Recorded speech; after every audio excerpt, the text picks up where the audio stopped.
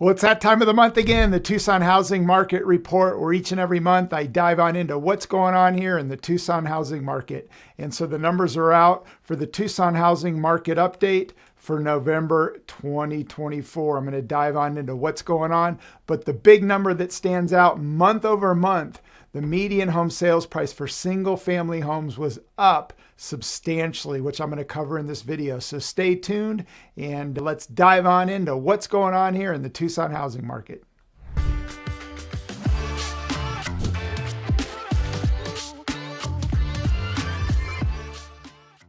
Hello, my name's Tyler Ford, Tucson, Arizona with eXp Realty, and welcome to another episode of my Tucson Housing Market Report, where each and every month I dive on into what's going on here in the Tucson housing market. So whether you're a buyer or a seller or somebody that's just curious about the Tucson housing market, this video's for you. But it looks as though the market is going to close strong for 2024. We did have a slight pullback, but month over month, the numbers improved significantly in terms of the median home sales price, which is good news for sellers out there, not so good news for buyers. But again, there's more inventory to be had, which I'm going to cover. So there's a lot more options for buyers. So stay tuned and let's dive on into what's going on. Before I cover the Tucson housing market numbers, I first like to give you a little update on what's going on with mortgage rates. And we've had a slight pullback, which is good, and we're off the highs of where we've been. But one thing I like to look at is what we call the Mortgage Application Index.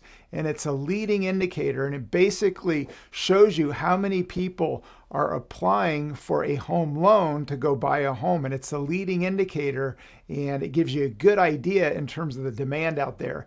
And this Mortgage Application Index over the last 6 months has hit an all-time low, meaning there has not been a ton of buyer demand, and the market definitely reflected that over the summer leading up to the election. But my guess is this Mortgage Application Index number is going to be at a bottom here, and it's going to start to tick up because there's a lot of pent up demand, and buyers were sitting on the sidelines waiting to see the outcome of the election. So I anticipate from here things are going to start to get better and more buyers are going to start to enter the market. But right now on a 30-year fixed, you're looking at 6.6% on a 30-year fixed, and on a 15-year fixed, we are now sitting at 5.84%. So interest rates have been going sideways, and as everybody knows, our last couple of years, interest rates have been extremely volatile and have risen dramatically. But I anticipate from here,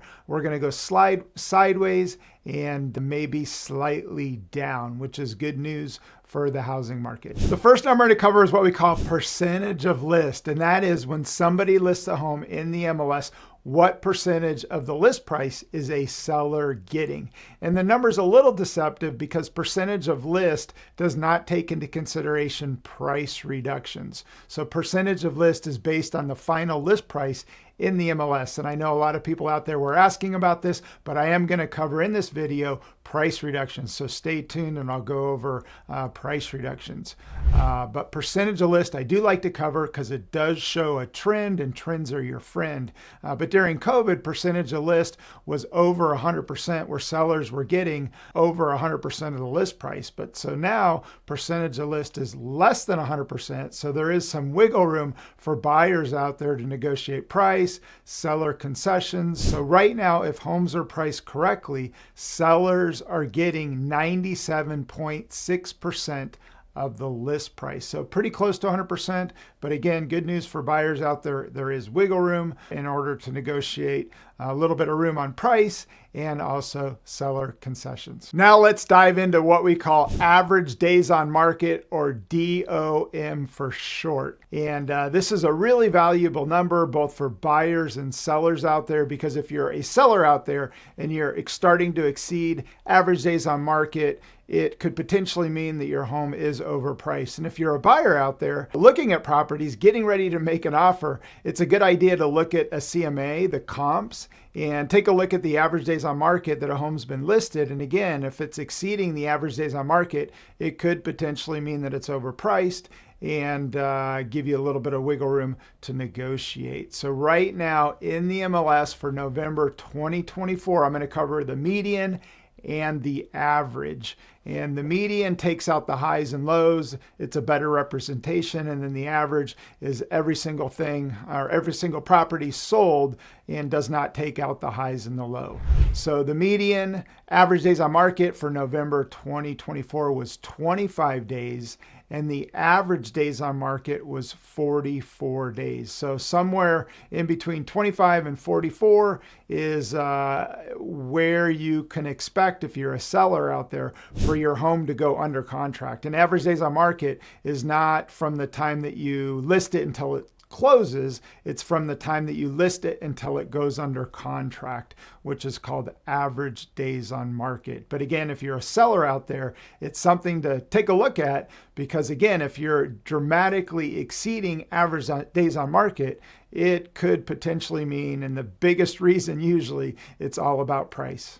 Now the number you've been waiting for. What are home values doing here in Tucson, Arizona? And if you go back to my April video, 2024, I made a prediction that the single family median home sales price would not exceed $400,000. And I think at the time we're at $392. And that was the high of the market in 2024 April. And I made a prediction that we would not exceed 400,000. And right after April, we did start to pull back, and the market has been softening. And but this month in November, total surprise in terms of what the median home sales price did. It was up substantially month over month. So it looks as though we're going to finish strong for 2024 heading into 2025. So for November 2024, the median home sales price for single family homes was $380,000, up year over year, but up month over month $17,500. So that's a big jump month over month, and it's a lot more than I would have thought. I thought we were going to go sideways heading into November and December. So we'll see come December what that number looks like. But month over month, the median home sales price again was up $17,500. For townhomes and condos, the median sales price was $272,375 and down year over year 1.7%. So townhomes and condos pretty much flat, but townhomes and condos in 2023 saw a huge appreciation. So now that inventory levels have started to increase, buyers have more things to choose from, and townhomes and condos are going sideways for 2024. This next number to cover is a really valuable number for both buyers and sellers out there, and it's the average dollar per square foot. And we're going to take a look at all properties sold in the MLS for November 2024, the average dollar per square foot. But if you're a seller out there, what you want to do is before you list your home, you pull comps, and you can get really specific in terms of pool, no pool, garage, carport, square footage, neighborhood. If you pull comps, you're going to look at active, pending, and sold. I always like to look at sold, and then you're going to get the average dollar per square foot. And what you do is you take average dollar per square foot, multiply it times the square footage of your home, which gives you a pretty good idea in terms of the value and the potential list price of your home.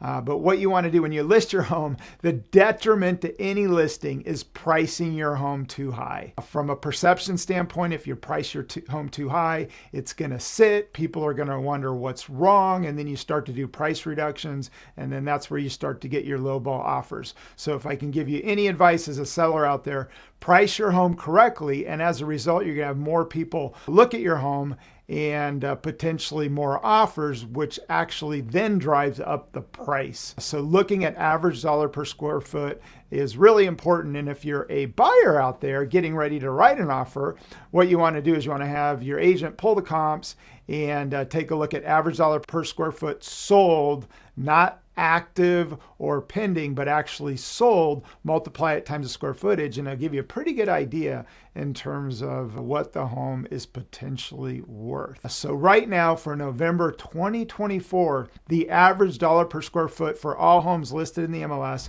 is $229 per square foot. But again, if you run the comps, different neighborhoods, and depending on what you've got, that number is going to be a little bit different. So, but right now, on average, you're looking at $229 a square foot for homes sold in the MLS for November 2024. Now let's jump into my favorite number, and that is Home Inventory Economics 101, supply and demand. And during COVID, we saw supply go way down in terms of inventory. We saw demand go way up, which caused double-digit appreciation for a couple of years.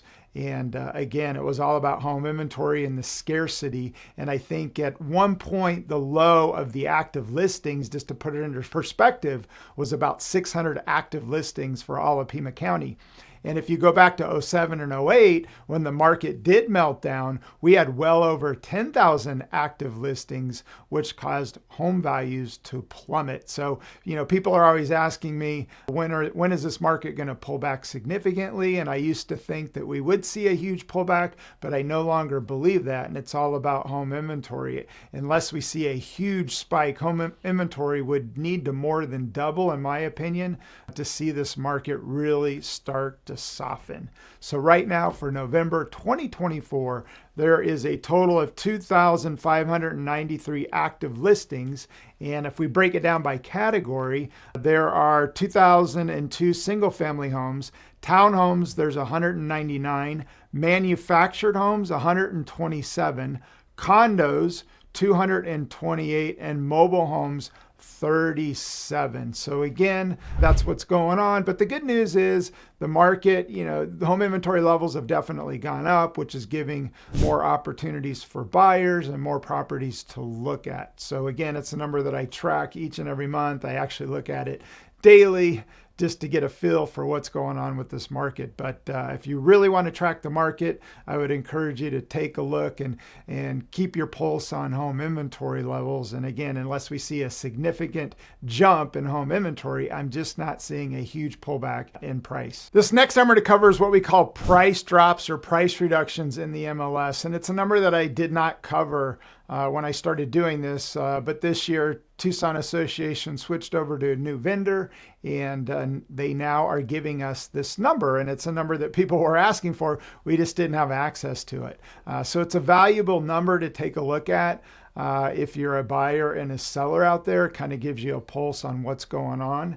But right now for November, there were 39% of all the listings sold did a price reduction for a total of 6.3%. So if you're a buyer out there, you can kind of use that number that if they haven't done a price reduction, 39% did, and it was a 6.3% price reduction. So active listings now in the MLS, 44% have done a price reduction.